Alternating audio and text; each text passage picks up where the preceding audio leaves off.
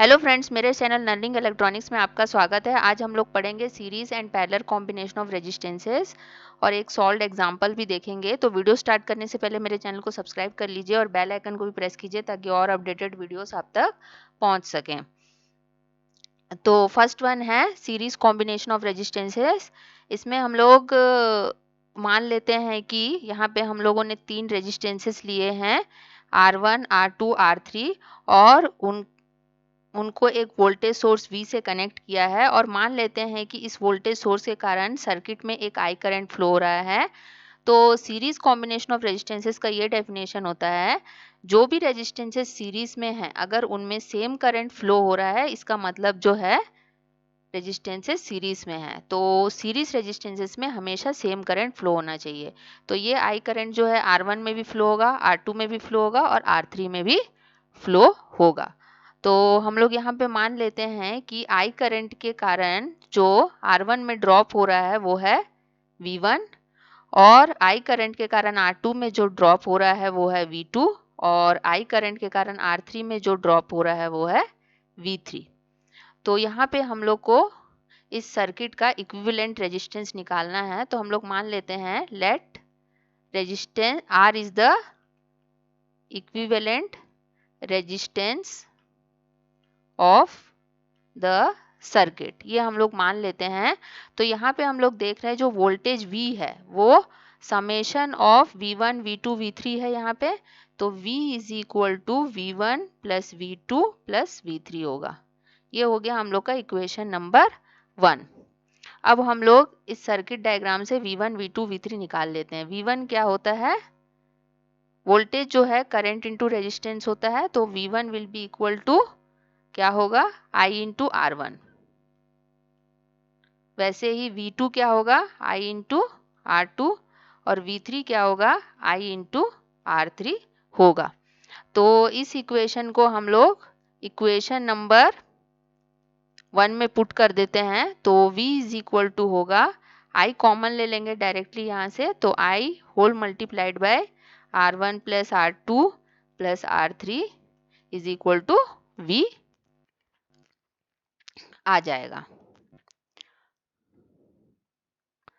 अब V जो होता है, वोल्टेज V जो है वो क्या है, total current in the circuit multiplied by equivalent resistance होगा, टोटल रेजिस्टेंस होगा। तो जो टोटल इक्विवेलेंट रेजिस्टेंस होगा उसके साथ हम लोग करंट को मल्टीप्लाई करेंगे तो टोटल वोल्टेज V आएगा। तो यहाँ पे V की जगह पे IR अगर पुट करते हैं हम लोग तो क्या होता है, IR is equal to I multiplied by R1 plus R2 plus R3 आएगा। तो यहाँ पे I और I कैंसल आउट हो जाएगा और यहाँ से हम लोग को R is equal to R1 plus R2 plus R3 मिलेगा। तो हम लोग को यहाँ पे देख रहे हैं कि जो इक्विवेलेंट रेजिस्टेंस है वो मिल गया है। तो इक्विवेलेंट रेजिस्टेंस क्या होगा, अगर रेजिस्टेंसेस सीरीज में है तो जो इक्विवेलेंट रेजिस्टेंस है वो summation of all the resistances होगा। सारे रेजिस्टेंसेस को अगर हम लोग जोड़ेंगे तो इक्विवेलेंट रेजिस्टेंस जो है सीरीज कॉम्बिनेशन ऑफ रेजिस्टेंसेस का मिल जाएगा। तो जब भी रेजिस्टेंसेस सीरीज कॉम्बिनेशन में होते हैं तो इक्विवेलेंट रेजिस्टेंस निकालने के लिए उनको ऐड करना पड़ता है। तो अगर यहाँ पे एक और रेजिस्टेंस होता, R4 होता, तो यहाँ पे R1 plus R2 plus R3 plus R4 हो जाता, R इज इक्वल टू। तो अब हम लोग करंट I निकाल लेते हैं। I इज इक्वल टू क्या है, V बाई R है यहाँ पे। तो R की जगह R1 plus R2 plus R3 put कर देते हैं तो V divided by R1 plus R2 plus R3 आ जाएगा इज इक्वल टू I आ जाएगा। तो ये इक्वेशन जो है हम लोग को मिल गया है करंट का। तो अब हम लोग power loss in the circuit निकाल लेते हैं। Power loss in the circuit, इसको हम लोग P से रिप्रेजेंट करते हैं। तो यहाँ पे जो करंट है वो क्या है, I है। सारे रेजिस्टेंसेस में करंट I फ्लो हो रहा है। यहाँ पे प्लस माइनस V1, यहाँ पे V2, R2 के अक्रॉस, R3 के अक्रॉस V3 लिए हैं हम लोग। तो यहाँ पे पावर जो होगा, power P is equal to P1 plus P2 plus P3 होगा।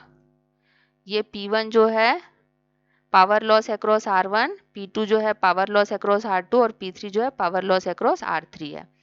तो P के लिए जो फॉर्मूला है वो क्या होता है, I स्क्वायर R होता है। तो I square into R1 plus I square into R2 plus I square into R3 आ जाएगा P। तो I स्क्वायर अगर कॉमन ले लेते हैं तो P is equal to I square whole multiplied by R1 plus R2 plus R3 आएगा।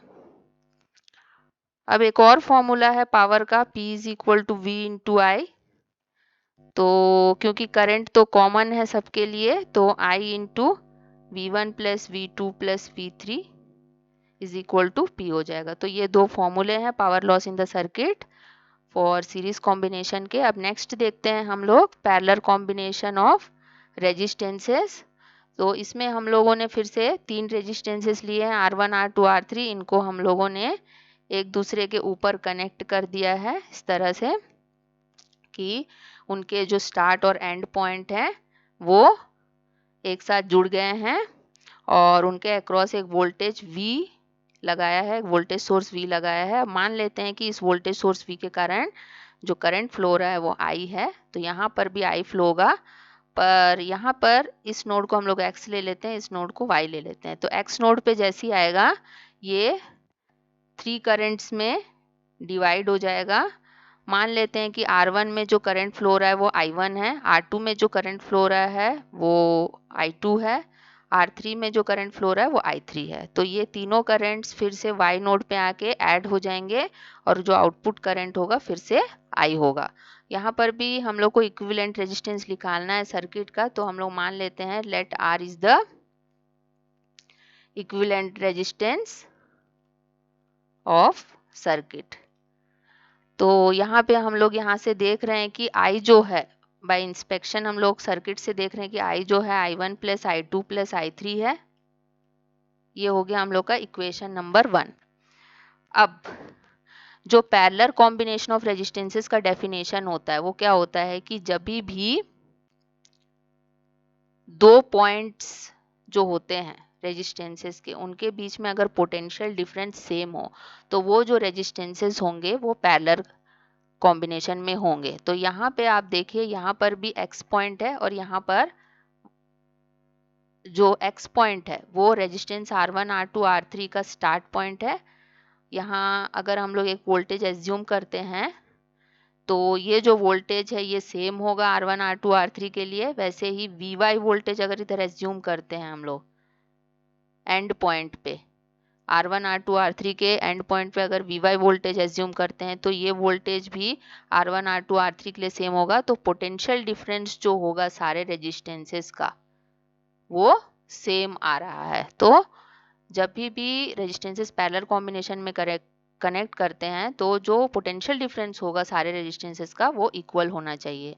एक और तरीके से हम लोग इसको फाइंड कर सकते हैं कि ये हमेशा ब्रांचेस में जो है करंट डिवीजन होगा जहाँ भी रेजिस्टेंसेस लगे हैं, अगर रेजिस्टेंसेस पैरेलल में है तो। और दूसरा ये है कि उनका जो स्टार्ट पॉइंट है सारे रेजिस्टेंस का स्टार्ट और एंड पॉइंट एक ही होगा। तो यहाँ पे हम लोग देख रहे हैं कि ये जो X नोड है ये R1, R2, R3 का स्टार्ट पॉइंट है, वैसे ही ये Y नोड जो है R1, R2, R3 का एंड पॉइंट है। तो ये स्टार्ट पॉइंट और एंड पॉइंट सारे रेजिस्टेंसेस का एक ही है, इसीलिए जो ये रेजिस्टेंसेस हैं वो सीरीज कॉम्बिनेशन में लगे हुए हैं। तो अब हम लोग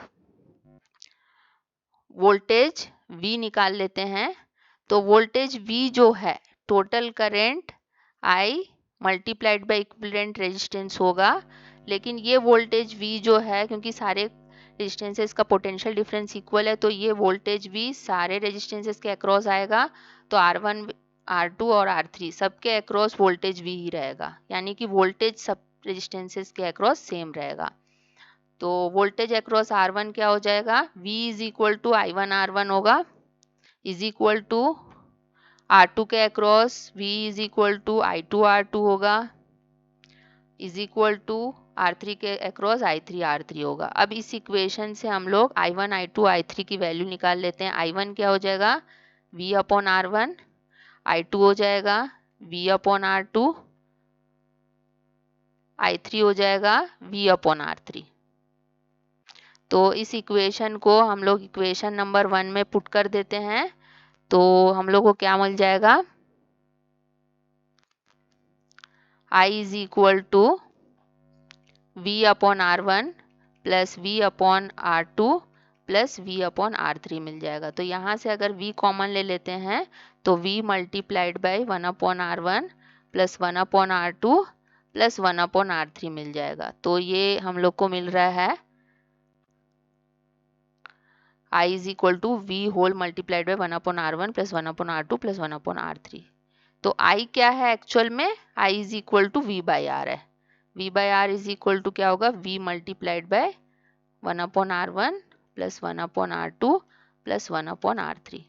तो ये दोनों इक्वेशंस को हम लोग कंपेयर कर रहे हैं तो V कट जाएगा और 1 upon R is equal to मिलेगा हम लोग को 1 upon R1 plus 1 upon R2 plus 1 upon R3। तो इस इक्वेशन को सॉल्व करने के बाद पैरेलल कॉम्बिनेशन का इक्विवेलेंट रेजिस्टेंस हम लोग को मिल जाता है। एक और चीज है, एक फॉर्मूला हम लोग डिराइव कर सकते हैं। टू रेजिस्टेंसेस अगर पैरेलल में हो तो मान लेते हैं दो रेजिस्टेंसेस हैं R1 और R2, तो जो कि पैरेलल में है, तो इनका इक्विवेलेंट रेजिस्टेंस हम लोग ले लेते हैं R इक्विवेलेंट। तो 1 अपॉन R इक्विवेलेंट क्या हो जाएगा इस फॉर्मूला से, 1 upon R1 plus 1 upon R2 हो जाएगा। तो यहाँ पे एलसीएम निकालेंगे तो क्या होगा, R2 plus R1 divided by R1 R2 आ जाएगा is equal to 1 upon R equivalent. So इस फॉर्मूले से R इक्विवेलेंट जो है, अगर दो रेजिस्टेंसेस पैरेलल में कनेक्टेड है तो क्या होगा, R1 R2 divided by R1 plus R2 होगा। तो ये फॉर्मूला तभी हम लोग यूज कर सकते हैं जब सिर्फ दो रेजिस्टेंसेस कनेक्टेड हैं। दो रेजिस्टेंसेस के लिए ही हम लोग इसको अप्लाई कर सकते हैं। तीन रेजिस्टेंसेस के लिए इस तरह से हम लोग को निकालना पड़ेगा, तीन से ज़्यादा, अगर दो से ज़्यादा हुआ तो इस तरह से हम लोग को निकालना पड़ेगा। नेक्स्ट हम लोग power loss in the circuit देख लेते हैं।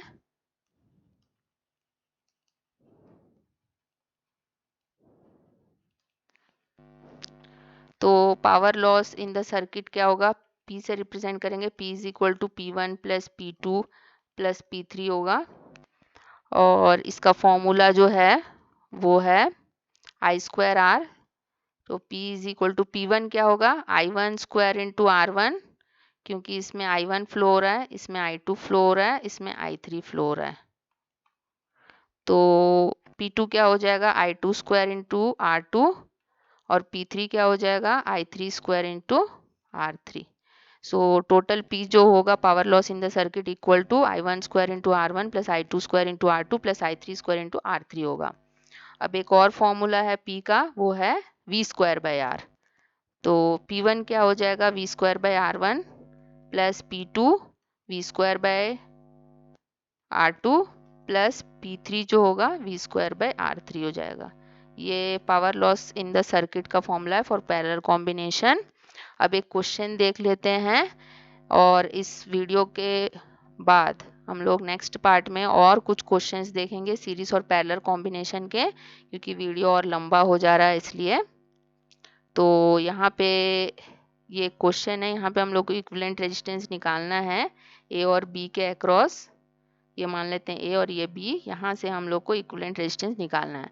तो जब भी हम लोग को लेफ्ट हैंड साइड से इक्विवेलेंट रेजिस्टेंस निकालना रहेगा तो हम लोग को सॉल्यूशन जो है, मतलब आंसर निकालना कहाँ से शुरू करना पड़ेगा, राइट हैंड साइड से निकालना पड़ेगा। तो क्योंकि लेफ्ट हैंड साइड में हम लोग को इक्विवेलेंट रेजिस्टेंस निकालना है, इसीलिए हम लोग सॉल्व करना कहाँ से शुरू करेंगे, राइट हैंड साइड से शुरू करेंगे। तो यहाँ पे हम लोग देख रहे हैं कि ये 2 ओम और 2 ओम रेजिस्टेंस जो है कनेक्टेड हैं। तो यहाँ पे हम लोग चेक कर लेते हैं कि ये किस कॉम्बिनेशन में है। तो सबसे पहले हम लोग एक करंट आई फ्लो कराएंगे 5 ओम के थ्रू। तो यहाँ पे हम लोग देख रहे हैं जब इस नोड पे ये आई आ रहा है तो दो ब्रांचेस में डिवाइड हो रहा है, यहाँ करंट डिवीजन हो रहा है, यानी कि ये रेजिस्टेंसेस जो हैं पैरेलल में हो सकते हैं। और यहाँ पे देखिए ये एक पॉइंट है, मान लेते हैं x, और ये पॉइंट मान लेते हैं y। तो ये जो पॉइंट है ये स्टार्ट पॉइंट है रेजिस्टेंस 2 ओम का, और यही स्टार्ट पॉइंट है इस रेजिस्टेंस 2 ओम का। वैसे ये y जो है ये एंड पॉइंट है 2 ओम का और ये एंड पॉइंट है ये वाले 2 ओम का। तो इसका मतलब है इन दोनों के बीच में जो पोटेंशियल डिफरेंस है ये दोनों रेजिस्टेंसेस का सेम है, यानी कि ये दोनों पैरेलल कॉम्बिनेशन में है।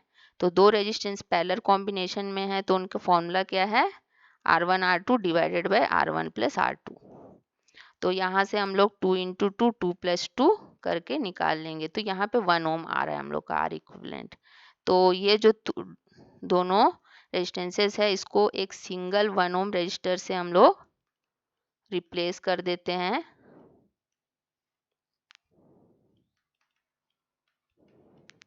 अब यहाँ पे जो आई करंट फ्लो हो रहा है यही वाला आई करंट जो है 1 ओम में भी फ्लो होगा, 5 ओम में भी फ्लो होगा।